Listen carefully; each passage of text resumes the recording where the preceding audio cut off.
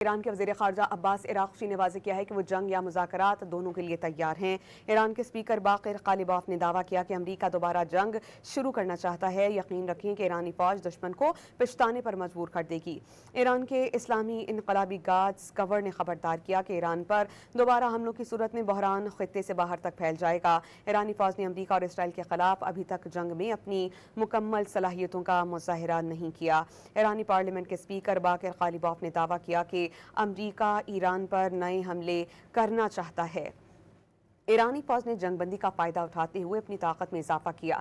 جارحیت کرنے والے دشمن کو پچھتانے پر مجبور کریں گے۔ ایرانی قوم کے نام پیغام میں باقر قالیباف نے کہا کہ دشمن کو اب بھی امید ہے کہ ایران سرنڈر کر دے گا۔ انہیں غلط فہمی ہے کہ وہ بحری ناکہ بندی، اقتصادی دباؤ اور جنگ کے میدان میں تناؤ پیدا کر کے ایران کو اپنی حد سے تجاوز مطالبہ تسلیم کرنے پر مجبور کر دیں گے۔